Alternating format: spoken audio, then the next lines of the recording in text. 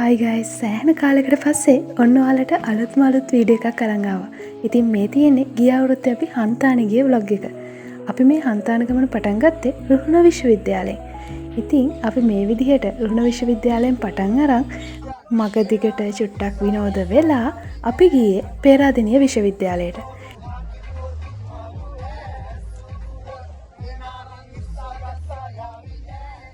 අපි රෑ කෑම එහෙම අරගෙන පේරාදෙණිය විශ්වවිද්‍යාලයේ හොස්ටල් වලට අයිති කොටසක රෑ කාලය ගත කළා. ඊට පස්සේ අපි පාන්දරම නැගිටලා උදේ 6:00 විතර වෙනකොට ආයිත් පේරාදෙණිය විශ්වවිද්‍යාලයට ඇවිල්ලා උදේ කෑම අරගෙන හන්තාන කන්ද නගින්න පටන් ගත්තා. ඉතින් ඔයාලා වීඩියෝ එක පටන් ගන්නකොටම දැක්කේ අපි හන්තානේ නගින්න පටන් ගත්ත තැන. ඉතින් මේ විදිහට අපේ බැච් එකේ සෑහෙන පිරිසක් අපේ 44 බැච් එක මේ විදිහට අපේ හන්තාන ගමන ආරම්භ කළා. ඉතින් අපිට පටන් ගත්තාම අපිට මේ වගේ හයික් එකක් අපිට පුරුදු නැති නිසා අපිට ටිකක් මහන්සි.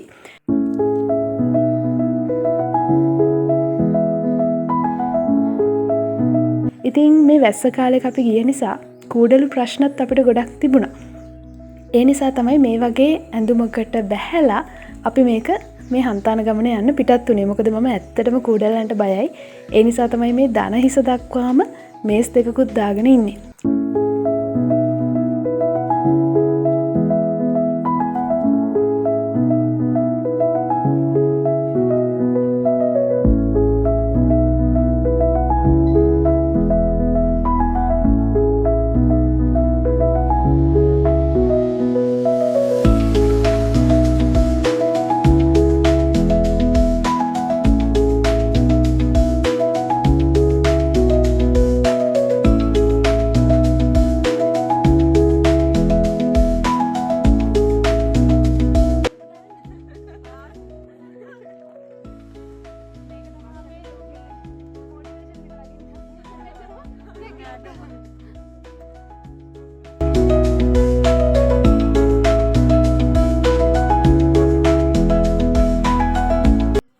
ඉතින් ඔයාලට හොඳම කාරණාව කිව්වොත් මේ වීඩියෝ එක මම මේ විදිහට අප්ලෝඩ් කරන්නේ සෙමෙස්ටර් දෙකකට පස්සේ.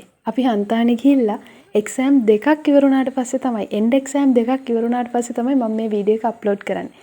අපි හන්තානේ ඉවර කරනවත් එක්කම අපිට ඉන්ටර් යුනිවර්සිටි මැචස් සෙට් වුණා. ඊට පස්සේ මේ ගැන ආයේ මේ වීඩියෝ ක්ලිප්ස් දිහා බලන්නවත් හම්බුන්නේ නැහැ. ඒකත් එක්කම අපිට ඊට පස්සේ එන්ඩ් එක්සෑම් එක ආවා. ඊට පස්සේ ඔන්න ඒ කාලේ ඒ විදිහට බිසි වුණා. ඉතින් ගොඩාක් යට ගිහින් තිබ්බ මේ ලස්සන වීඩියෝස් ටික ආයෙත් මං සැරයක් බලනකොට මට මේක වීඩියෝ එකක් විදිහට මේ ක්ලිප්ස් ටික එකතු කරලා YouTube එකට නොදා ඉන්න බැරි වුණා. ඉතින් ඒ නිසා තමයි මේ වැකේෂන් එකට ගෙදර ආවට පස්සේ මේක ලස්සනට එඩිට් කරලා මේ විදිහට ඔයාලා අතරට එවන්නේ. ඉතින් දැනට විශ්වවිද්‍යාලයක ඉගෙන ගන්න ඔයාට දෙවෙනි වසර වගේ එනකොට මේ වගේ හන්තාන ලස්සන හයික් එකක් යන්න ඔයාටත් අවස්ථාව තියෙනවා. ඉතින් ඒ දවස වෙනකන් දින ගනින්න. මොකද මේක ඒ තරම් ලස්සන අත්දැකීමක්. මොකද අපි සාමාන්‍යයෙන් පුංචි කාලේ ඉඳන් අපේ අම්මා තාත්තා එක්ක ඒගොල්ලන්ගේ අතේ එල්ලිලා ඒගොල්ලන්ගේ පරිස්සමත් එක්ක අපි ගොඩාක් තැන්වලට ගිහින් තියෙනවානේ. හැබැයි මේක එහෙම නෙමෙයි. මේක සහෝදරකමින් එකාට එකව බලාගෙන හරිම ආදරණීයව යන ගමනක්.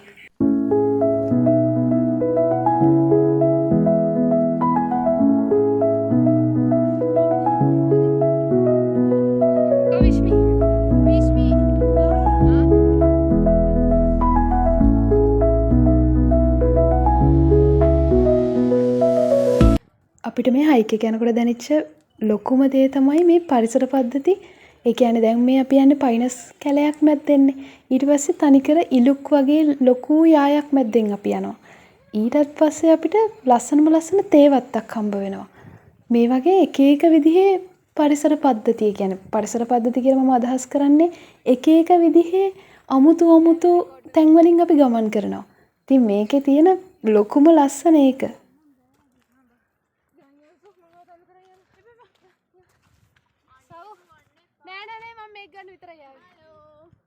දැන් නම් අපේ කට්ටියට හොඳටම මහන්සි මේ කන්ද එහෙම නැග ගන්නත් අමාරුයි.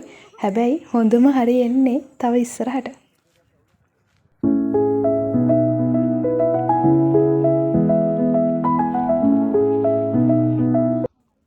මේ තියෙන මං අර කියපු තේවත්ත. ඉතින් මෙතන චුට්ටක් පහු කරනවත් එක්කම අපිට වතුර පුරව ගන්න හැම තැනක් හම්බ වෙනවා. යන්කෝ ඉස්සරහට. එතෙන්දිත් මම ඒක කියන්නම්.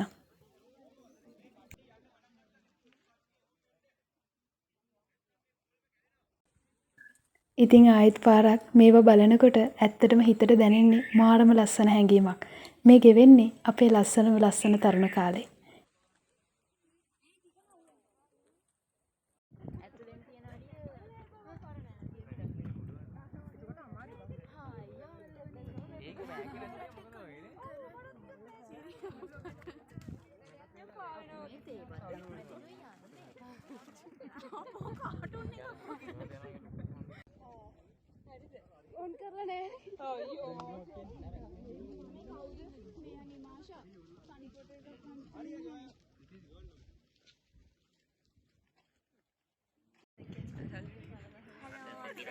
හන්තානේ මධ්‍යම කෑල්ල තේ වගා කරලා තියෙනවා. අපේ කට්ටිය දැන් ගියා මේ වතුර පුරවගෙන එන්න. සුළඟක් වෙලා අපේ පිස්සු සව්. හලෝ දැන් ඔයාලා වීඩියෝ කරන්නේ. ඔව්.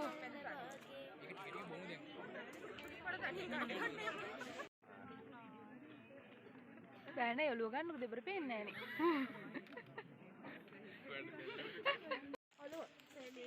අපි එන මගදිකටත් අපිට සැරින් සැරේ මේ වගේ පුංචි වැසිවලට මුහුණ දෙන්න සිද්ධ වුණා. ඉතින් මෙතෙන්දි පොඩ්ඩක් වැස්ස වැඩි කරා. ඒ වගේම අපිව ගයිඩ් කරපු කට්ටිය අපිට කිව්වා පොඩ්ඩක් උඩින් මීදුම බානවා. ඒ නිසා පෙළ කඩා ගන්න නැතුව ඉක්මනට එන්න කියලා.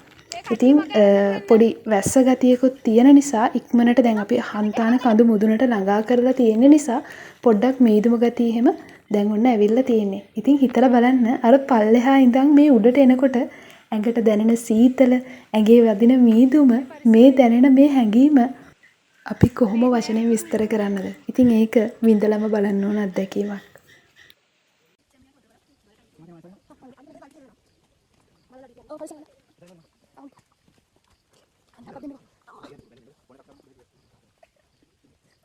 චුට්ටක් බලන්නකො මේ වටපිටාව මේ ගස්වැල් වල විදිහ අපි පල්ලෙහා ඉන්නකොට තිබ්බ දේවල්ද?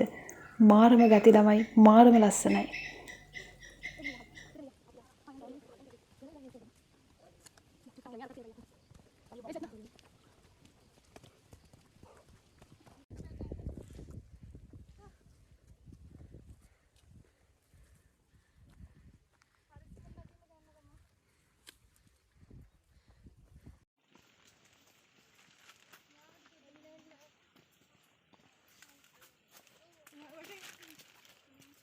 හරියා.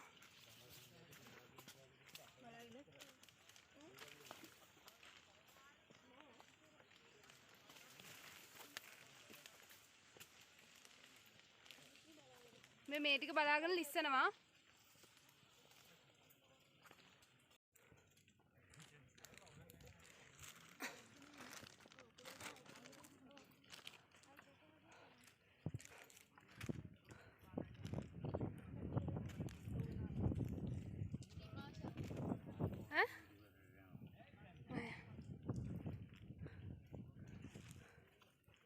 හලෝ මේ අරකින් තමයි විශ්මිකකින් හරි ගන්න එකකින් හරි ගන්න.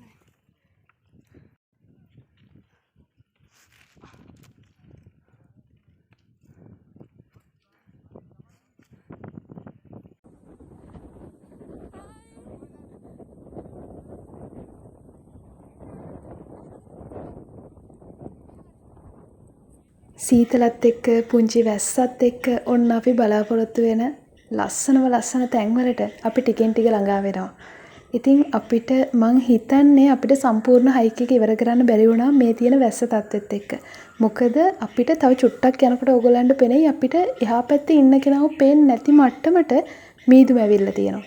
ඉතින් අපිට ගමන ඉතුරු ටික යන්න එච්චර අවධානමක් ගන්න බැරි නිසා ටිකක් හවස් වේගනත් ඇවිල්ලා තිබ්බ නිසා මං හිතන්නේ මම දන්න විදිහට අපි මේකේ සම්පූර්ණ ගමන ගියේ නැහැ. මම ගොඩක් ට්‍රැවල් වීඩියෝස් වල දැකලා තියෙනවා මේ වගේ කුක්කෝ. ඉතින් ඔන්න අපිටත් කුක් එකක් හම්බුණා. ඉතින් මේ අර මම කියපු විදිහට බලන්නකො මීදුම කොච්චර තියෙනවද කියලා.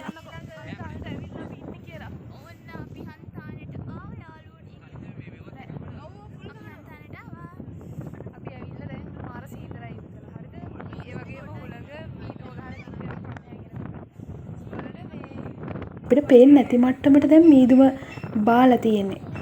ඉතින් මේ නිසා තමයි අපි ගමන ඉතුරු ටික ගියේ නැත්තේ. අපි මෙතනින් අපේ ගමන ආයේ අපි පල්ලෙහාට යන්න පිටත් වුණා. ඉතින් අපි මෙතන ටික වෙලාවක් හිටියා. අපේ බැච් ෆොටෝ එක ගන්න අපි මෙතන නතර වුණේ. ඉතින් තව අකරතැබ්බ ගොඩකට අපිට මූණ දෙන්න සිද්ධ වුණා. ඔයාලා බලාගෙන ඉන්නකෝ දිගටම.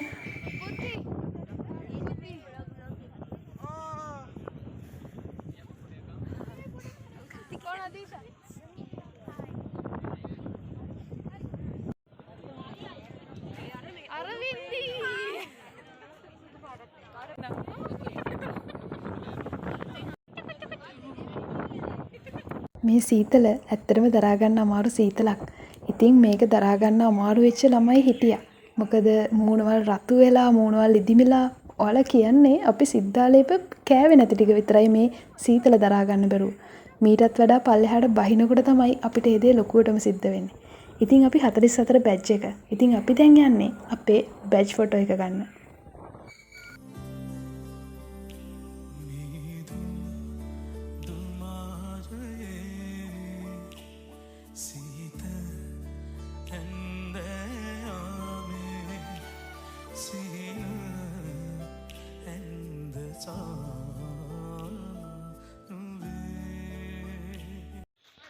දැන් මම මේ කියන කතාව අහගෙන ඉන්න. ඉතින් මේ එක අපිට සිද්ධ වෙච්ච දෙයකවත් අපිට වීඩියෝ ක්ලිප් එකක් ගන්න බැරි වුණා. මොකද අපේ බැච් ෆොටෝ එක ගත්තට පස්සේ ධාරානිපාත වැස්සකට අපිට මූණ දෙන්න සිද්ධ වුණා. ඉතින් ඒ වැස්සෙන් පස්සේ අපි සීතලේ ගැහි අපි හරිම අමාරුවෙන් පල්ලෙහාට වැස්සා. ඉතින් ඒකට අපේ කොල්ලන්ට රෙස්පෙක්ට්. ඔයාලා අපිව පරිස්සම් කරලා අපිව පල්ලෙහාට වැස්සුවා. ඉතින් ඔන්න ඔය විදිහටයි 44 අපේ බැච් ට්‍රිප් එක ඉවරුනේ.